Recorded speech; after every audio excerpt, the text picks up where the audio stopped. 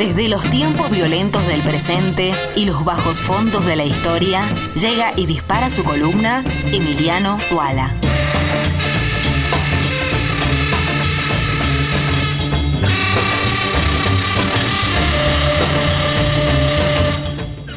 Si les dijese que hubo un presidente que mandó matar a todos los gorriones del país, que se volvió fan del acero y puso a toda la población a producirlo, y que ordenó que la gente dejase de vivir en casas y pasase a vivir en grandes salones comunales, y todo esto a mediados del siglo XX, ¿ustedes qué me dirían? ¿Qué me dirían? Estoy sorprendido. Lo de los gorriones me dejó impactado, ¿no? Sabemos que Hitler no era, ¿no? Porque él cuidaba a los animales. Claro, muy bien, muy bien. Vamos haciendo una conexión entre columna y otra. No estamos hablando de Hitler, estamos hablando de algo que efectivamente sí pasó también como Hitler en la segunda mitad del siglo XX. Estas fueron quizás las que acabo de mencionar, las ideas más locas de Mao Zedong, quien fuera líder y presidente chino desde la segunda mitad del siglo XX.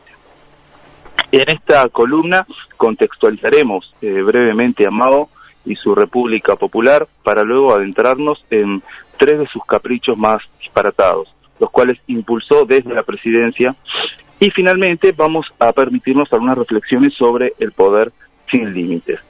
No sin antes aclarar que de ningún modo reducimos a la China comunista ni a una figura como Mao a estas campañas delirantes, las cuales, sin embargo, forman parte innegable de su historia. Arranquemos diciendo que los japoneses ocuparon China durante buena parte de la primera mitad del siglo XX, hasta que se marcharon tras su derrota en la Segunda Guerra Mundial. Fue entonces que se armó una guerra civil entre nacionalistas y comunistas, ambos queriendo quedarse con el poder. Los comunistas fueron quienes ganaron esta guerra civil e instauraron en 1949 la República Popular de China, un régimen de partido único que perdura hasta nuestros días. El líder de los comunistas era un señor llamado Mao Zedong, algunos hablan de Mao Zedong, y hay quienes directamente lo llaman Mao. Mao nació en 1893, se sumó de jovencito al marxismo-leninismo y en su teoría le otorgó al campesinado un rol clave en la revolución. Era un tipo carismático y de aspecto muy sencillo, que una vez en el gobierno ejerció el poder de un modo casi absoluto. Creía especialmente en la importancia de la agitación, de la lucha y la destrucción para la movilización constante de las masas. Idea desde la cual llevó adelante distintas campañas, algunas de ellas muy extravagantes y que ahora vamos a conocer. Comenzaremos por la campaña anti-gorriones. Hacia 1958, Mao concluyó que había que terminar con todos los gorriones en China. ¿Cómo llegó a esta conclusión? Bueno, pensó esto: los gorriones se comen lo que cultivamos. Entonces, para que haya más cultivo, ¿qué hay que hacer? Matar a los gorriones, 2 más 2, 4. Así fue que estas aves fueron declaradas enemigas de la revolución y se lanzó una campaña nacional de gran magnitud para terminar definitivamente con ellas. A través de los medios de comunicación y todas sus formas de propaganda, el Estado chino llamó a la población a aniquilar a los gorriones, a los cuales se consideró contrarrevolucionarios. Millones y millones de chinos coparon las calles y los campos llamados a esta tarea. Incluso llegaron a suspenderse las clases y el trabajo en algunas provincias para que la población se abocara a dicha matanza. Y aquí yo pienso en uno cuando era niño, qué lindo que tengan, se suspendieron las clases, todos salimos a cazar gorriones. No sé, imagino que la alegría de los niños chinos en aquel momento. ¿Cómo se mataba a los gorriones? Bueno, había varios métodos, entre los cuales el más común era el envenenamiento y el más llamativo era la muerte por extenuación. ¿En qué consistía esta muerte? Bueno, los chinos cada vez que veían a un gorrión, ¿qué tenían que hacer? Tenían que aplaudir, batir ollas, gritar o tocar un silbato. Así, los gorriones asustados nunca llegaban a posarse en una rama ni en el piso y al rato morían extenuados, caían secos. En la prensa se difundían los casos de personas que habían llegado a matar una cantidad importante de estos pájaros. Por ejemplo, salía Juancito, Juancito no es un nombre muy chino, pero bueno, salía Juancito y decía: miren Juancito, qué ejemplo, mató 39 gorriones. Bueno, hay que imitarlo. Incluso se llegaron a hacer desfiles en los que los chinos exhibían todos los cadáveres de gorriones que habían conquistado. La campaña fue una campaña exitosa y casi termina por completo con estos animales, en lo que supuso la mayor matanza de pájaros de toda la historia. Pero ¿qué sucedió? sucedió que los gorriones no comían tanto grano como el presidente Mao creía, sino que se alimentaban mucho de insectos. Estos insectos, ante la falta de gorriones, se volvieron plagas. Y así, por ejemplo, las langostas arrasaron con los cultivos. Ante semejante desastre ecológico, hacia 1960 Mao abruptamente puso fin a la campaña. Y para intentar subsanar esta situación, apeló a la importación de gorriones. Todo un tema, la importación de gorriones. Vieron que acá no se habla en Uruguay. No, nadie quiere hablar de ese tema. No sabemos cómo está la balanza comercial de gorriones. Algún día podríamos hablar con Astori. Se me ocurre decir ahora que está más complicado que gorrión bajo el gobierno de Mao, ¿no? Porque... Es un buen refrán. Complicado como gorrión en China maoísta. Hay que buscarle la vuelta para que tenga musicalidad, pero está bien la idea. Se transportaron 200.000 gorriones de la Unión Soviética a China, buscando acabar con las langostas. De todos modos, el daño ya estaba generado. Desde hace un tiempo, el gorrión es un ave protegida en China y el Estado intenta limpiar su imagen, cosa que no ha resultado nada fácil. Como todos sabemos, cuando se difama mucho a alguien o algo, después limpiar esa imagen cuesta pila. Sigamos ahora por la campaña del acero.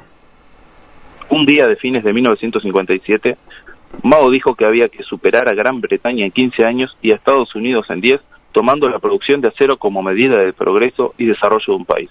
O sea, Mao se levantó de la cama y dijo, hay que superar a Gran Bretaña en 15 años y a Estados Unidos en 10. Y la medida para la superación es la producción de acero. ¿Qué hizo? Bueno, dijo, hay que duplicar la producción de acero respecto al año anterior y esta es una causa nacional. En las fábricas la producción de acero se aceleró y en el campo todas las familias se abocaron a esta tarea. Se suspendieron las clases en muchos centros educativos. Otra vez estaban de fiesta los no trabajarías nunca en la China comunista. El FENAPES chino estaría para bien, ¿no? Bueno, se suspendieron las clases en muchos centros educativos y casi todos los trabajadores agrícolas abandonaron sus puestos de trabajo.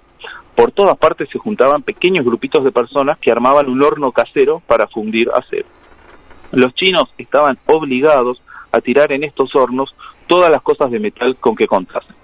Cucharas, tenedores, ollas, picaportes, adornos, herramientas de labranza, todo iba ahí a parar a los hornos que permanecían encendidos las 24 horas, no se podían apagar. Las personas se turnaban del siguiente modo. Unos cuidaban el horno, otros salían a buscar metales para alimentar los hornos, y estaban quienes debían conseguir materiales que permitiesen mantener encendido el fuego. Allí fue que se quemaron primero las camas de madera y los muebles de los hogares, luego los techos de paja o los postes que sostenían las paredes, y finalmente se pasó a deforestar montes y bosques en un desastre, generando un verdadero desastre ecológico también. Lo cierto es que hacia fines de 1958 se había llegado a duplicar la producción de acero tal como Mao había ordenado. El punto es que solo el 40% de lo producido servía para fines industriales y era justamente lo que se había producido en las fábricas y no en los hornos caseros. Lo que había surgido allí era mayormente chatarra, dado que no existían condiciones técnicas para producir otra cosa, eran simplemente hornitos caseros hechos por la gente que no tenía ningún tipo de capacitación, y además lo que pasaba era que se fundían una gran variedad de metales, muchas veces incompatibles entre sí y de muy mala calidad. Uh-huh. Esta campaña, dado los pésimos resultados, se suspendió también. Uh-huh. Y hablaremos ahora de ese gran experimento social que fueron las comunas. Hacia 1957-1958, Mao seguramente se despertó también con esta idea, dijo, bueno, además de industrializarse, China tiene que aumentar su producción agrícola. Para ello había que poner a trabajar en el campo a la mayor cantidad posible de chinos, incluidas mujeres, niños y ancianos, extendiéndose además la carga horaria, las jornadas laborales. Con tal fin se crearon las comunas rurales, que eran grandes unidades de producción, donde millones de chinos pasaron a vivir y trabajar todo de un modo colectivo y bajo estrecha vigilancia. Una gran cantidad de personas perdieron abruptamente sus casas, terrenos, animales y pertenencias y fueron trasladadas a estas comunas. Allí cuando llegaban les daban unas ropas que eran como unos uniformes, todos vestían igual, cumplían horarios, comían en cantinas a la misma hora, las mujeres dormían separadas de los hombres y había que pedir permisos especiales para salir. La comuna anulaba toda forma de privacidad e individualidad. Incluso, según la escritora Yin Chang, que es la autora de la novela Cisnes Salvajes, que recomiendo por demás, pero bueno, esta autora cuenta en su biografía de Mao que el presidente llegó a pensar en la posibilidad de suprimir los nombres y llamar a la gente por números como una forma de terminar con el único elemento personal con que contaban los ciudadanos en esas comunas. Ya la individualidad estaba totalmente anulada y lo único que quedaba individual era el nombre. Se sabe que en algunas provincias como Henan, si bien no se suprimieron los nombres, la gente trabajaba con números en su espalda. En 1958 se crearon unas 25.000 comunas con alrededor de 5.000 familias en cada una de ellas. Una visión romántica nos dirá que estas comunas eran unidades de trabajo autogestionarias, casi que organizaciones de base perfectamente socialistas, horizontales e igualitaristas. Otra visión un poco más cruel nos dirá que en verdad se trataba de grandes campos de concentración con mano de obra esclava. ¿Y qué sucedió con esta campaña? Adivinen, ¿funcionó o no? Fracasó. Bueno, lo que pasó es que las comunas no funcionaron, la gente no tenía incentivos realmente para trabajar, vivía desanimada y a la vez extenuada. La producción solía estar muy mal organizada y planificada de modos caprichosos y muchas veces encima condicionada por la campaña de los gorriones, por ejemplo, o la campaña del acero. La desnutrición hacía que los chinos no rindieran en el campo y a la vez que cuando la gente no rendía volvía a disminuir la producción, aumentando los problemas alimenticios y así. Al cual hay que sumarle que por entonces China tuvo algunos desastres naturales de importancia, todo lo que redundó en resultados verdaderamente espantosos. Así que poco a poco las comunas se fueron desmantelando y los chinos volvieron a sus hogares. Volver a sus hogares es un decir, porque millones de personas regresaron a su lugar de origen donde no tenían nada y tuvieron que empezar de cero. La campaña antigorriones, la campaña del acero y el experimento de las comunas, que son parte de lo que Mao Zedong llamó el gran salto adelante, causaron una terrible hambruna que se llevó la vida de millones de personas. Algunos hablan de 20, otros de 30 y hasta de 40 millones de muertos a causa del hambre.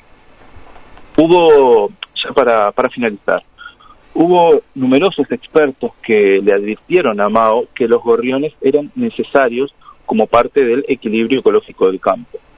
También el presidente desoyó a los especialistas que le dijeron que se necesitaban unas ciertas condiciones para producir acero de calidad. Y hubo varios dirigentes que cayeron en desgracia por oponerse a la extravagante idea de las comunas. Obviamente, un líder político siempre tiene que tomar decisiones, las cuales suelen contar con algún grado de arbitrariedad y no dejar conformes a todos. Pero cuando una persona tiene tanto poder como para siempre resolver sin importar nada ni nadie, y cuando encima esto se puede llevar a cabo desde la dirección del Estado, más allá o más acá, el poderoso termina pareciéndose a un niño caprichoso. Lo cual no sería grave si no fuese porque desde el poder muchos caprichos se llevan consigo la suerte de demasiadas personas. Todo poder necesita algún límite. No existe un poder absoluto que sea bueno o un poder absoluto revolucionario, porque es la naturaleza del poder sin límites la que bestializa a los hombres.